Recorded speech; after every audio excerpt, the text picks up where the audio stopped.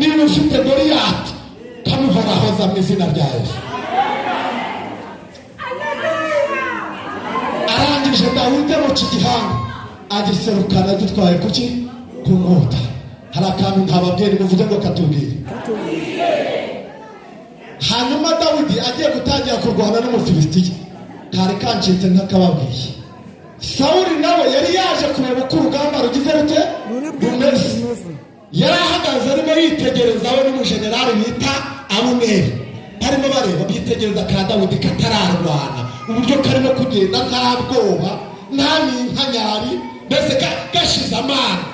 Gataka kara nubwo kataragira ikintu gakora ariko kari bukore, ariko ubundi ni Kennedy nubwo kataramwica ariko urabona ko muri ko harimo ubushobozi gafite ko gafashije cyane.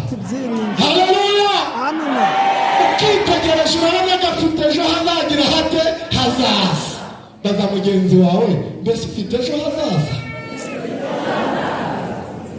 Nishimye cyane. Rangije Dawudi aserukana igihanga cy'Umufilisitiya.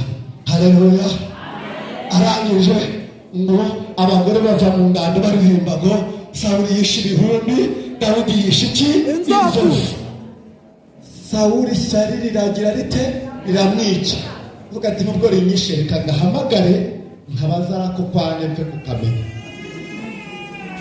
Mana tugirire neza. Ariko amakuru atariho ivumbi.